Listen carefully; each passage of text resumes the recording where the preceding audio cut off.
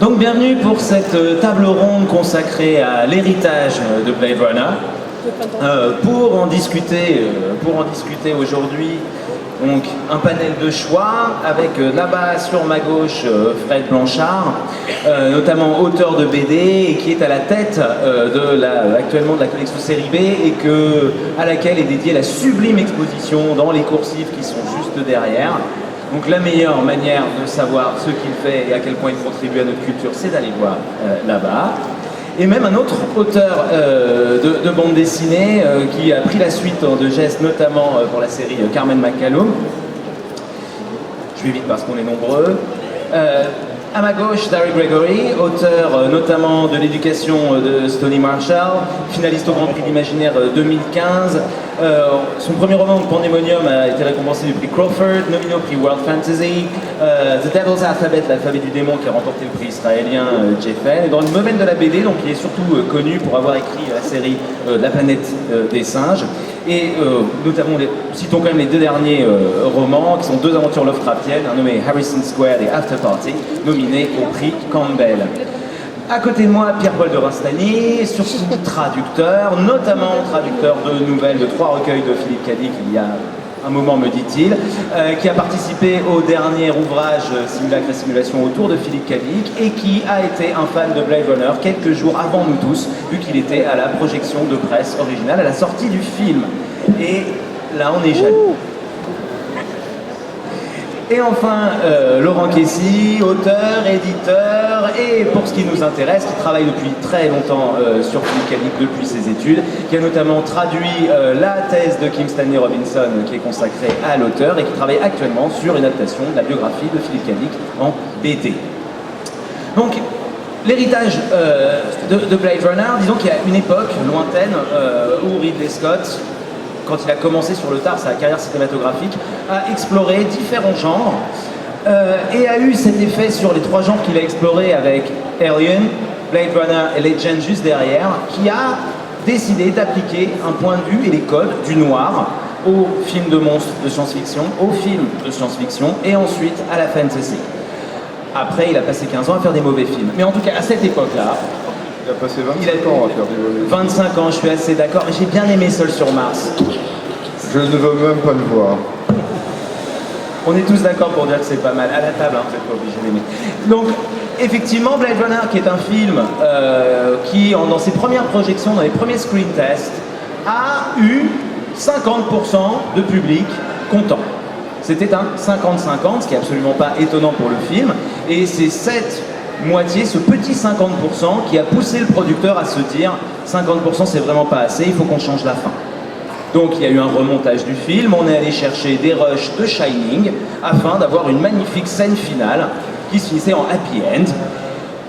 Aujourd'hui évidemment, avec le recul, on a l'impression qu'il s'agit d'une véritable trahison ou autre. Il n'empêche que même avec cette fin refaite, le film a quand même profondément altéré le genre de la science-fiction jusqu'à aujourd'hui. Et pour ne pas, puisque je ne suis là que pour passer la parole à ceux qui sont autour de moi, je vais simplement leur poser la question d'aujourd'hui, pour eux, l'héritage de Blade Runner. Qu'est-ce que c'est? Et je vais commencer par les invités qui viennent de plus loin, juste à côté.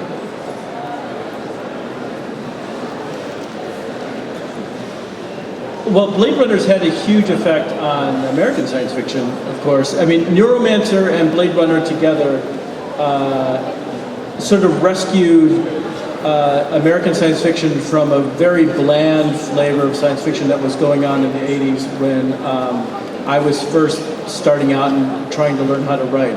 And so, in fact, it had so much of an effect that for a while you felt like every single story had to involve steam in some way, like Ridley Scott did. And for some reason, every future Ridley Scott seemed to have, steam seeping up out of everything. Why there is steam in a spaceship in Alien, like, no one can explain to me. Yeah, it had a huge effect on me and other writers of my generation.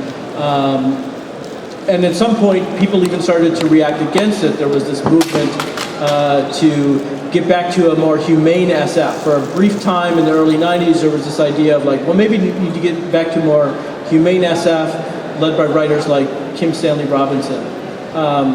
So everybody's either was either writing to be like Neuromancer and Cyberpunk and Blade Runner, or writing against it from a very early age.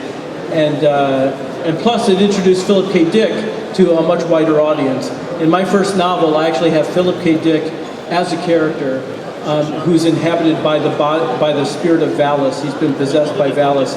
So it was, I was willing to just jam him into my novel because I love Philip K. Dick so much. But yeah, that's what I think the effect that it had on American science fiction in the 80s and in the 90s. Moi, il y a un truc qui me fascine toujours, c'est que Blade Runner est sorti en 82, je crois, et qu'il y a une espèce de zeitgeist de ce moment-là parce que Gibson est en train d'écrire le romancier en même temps. Mais est-ce qu'il était connecté par télépathie? Qu'est-ce qui s'est passé? Enfin, quand Gibson a vu Blade Runner, il a failli arrêter d'écrire le romancier. Il s'est dit, voilà, il a fait ce que... Et moi, ce qui me fascine là-dedans, c'est vraiment cette espèce à ce moment-là, alors c'est peut-être ce que disait Daryl, que la SF avait besoin d'être sauvée, avait besoin de prendre un virage à 180 degrés, d'être renouvelée.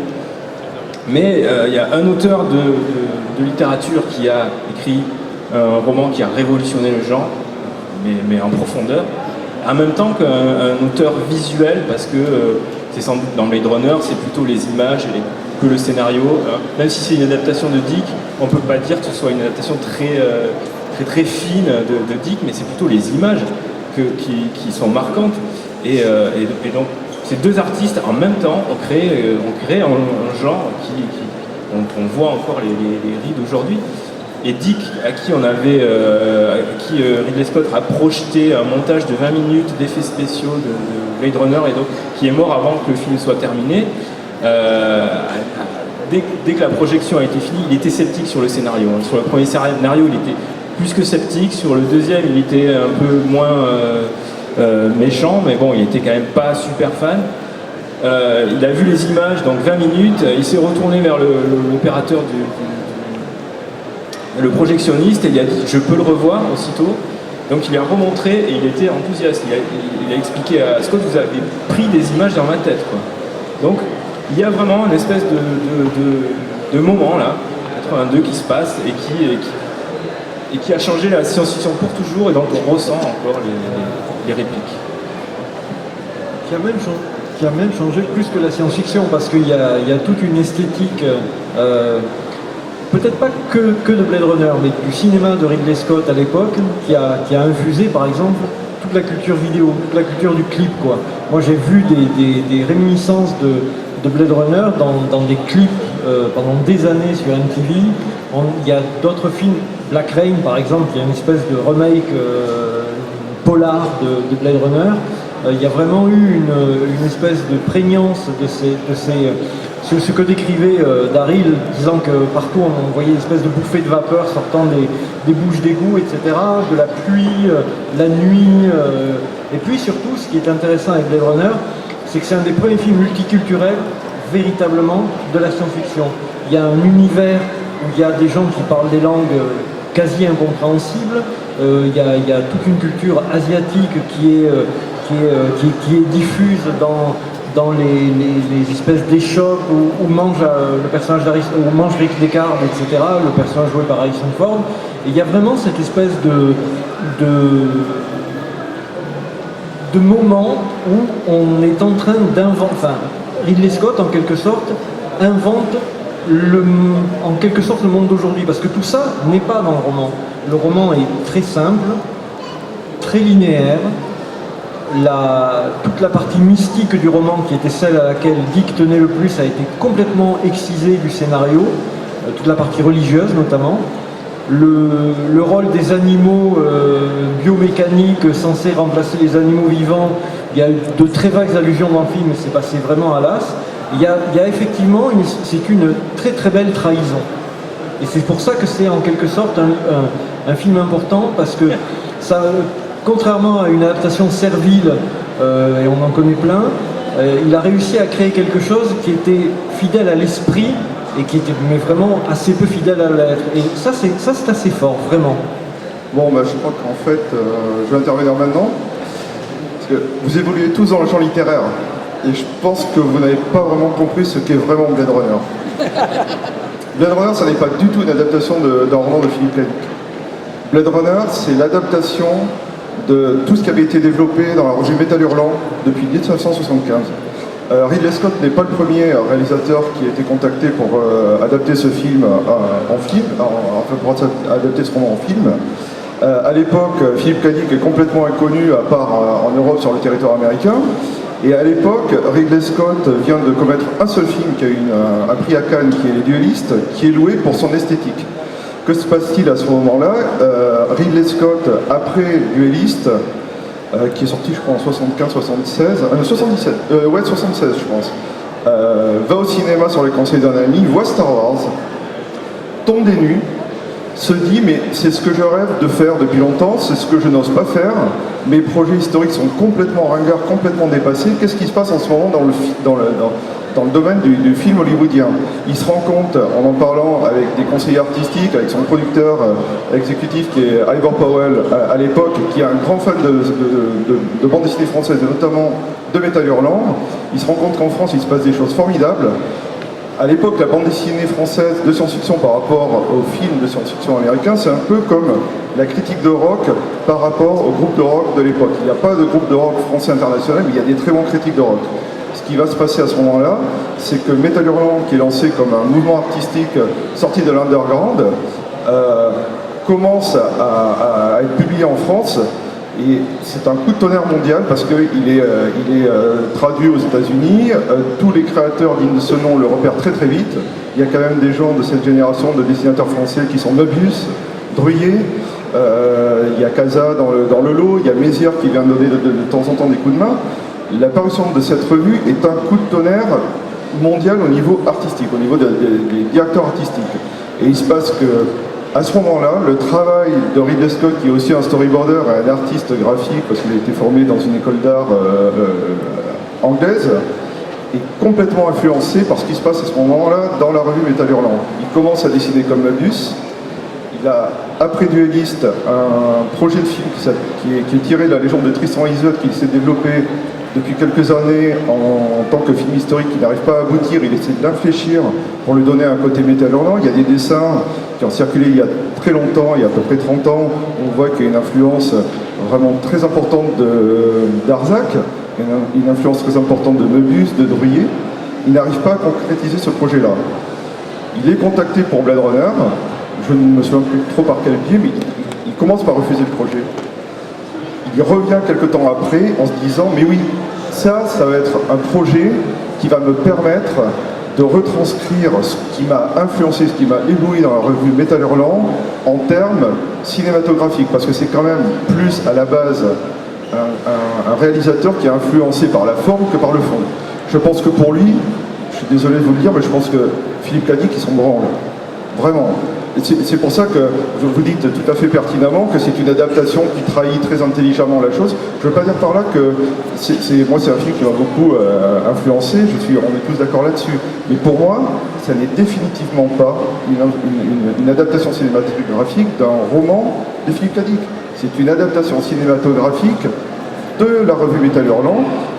Et c'est un travail qu'il avait déjà commencé sur Alien, parce que sur Alien, qu'est-ce qu'on retrouve au niveau de l'équipe artistique qui a développé le film? On retrouve Möbius, on retrouve Chris Foss, on retrouve Ron Cobb, voilà. En tout cas, c'est une partie de l'équipe qui avait été engagée pour développer le Dune de Jodorowsky, dont on a eu un aperçu il y a 2 ans au travers du documentaire Jodorowsky Dune, très intéressant. Mais qu'est-ce qu'il fait? Par l'entremise de Dan O'Bannon, qui a été associé aux 2 projets, il réinvestit ce champ-là sur Alien. Et il va beaucoup plus loin dans le côté adaptation de Möbius en film sur Blade Runner, parce que il adapte quasiment, c'est une adaptation officieuse d'une histoire courte qui est parue dans Métal Hurlant, qui s'appelle The Long Tomorrow, qui a été écrite par Dan O'Bannon et qui contient toute l'imagerie de Blade Runner que Ridley Scott va aboutir de manière éblouissante en son, en image, en lumière, et avec le succès a posteriori qu'on connaît, parce qu'il y a une influence, comme vous le dites, sur le mouvement de cyberpunk, etc. Mais pour moi, ce n'est définitivement pas une adaptation de Dick, mais une adaptation de la revue Métal Hurlant. On se souvient d'ailleurs de la célèbre couverture de Métal Hurlant, je ne sais plus quel numéro, quand le film est sorti. le titre était Blade Runner, c'est Philip K. Dick qu'on assassine. Bien sûr. Et où Manœuvre expliquait en effet qu'ils avaient tout piqué au Long Tomorrow. Bien sûr. Mais c'est encore, moi je trouve ça encore plus génial. Ça veut dire qu'il y a les Zeitgeist qui est encore plus. Parce que Gibson n'avait jamais entendu parler de Ah oui, au Metal niveau de Hurlant. Gibson, je suis d'accord. Donc, oui, il y a eu. donc cette espèce de lien entre Gibson Dick, Metal Hurlant, enfin c'est complètement Ça, c'est improbable. vrai. La connexion entre les deux, oui. Mais pour ce qui est de Blade Runner, pour moi, c'est une adaptation de Metal Hurlant, de l'univers graphique de Metal Hurlant. Les deux seuls films qu'on ait eu, des adaptations cinématographiques de Metal Hurlant, c'est Alien et Blade Runner. Il y en a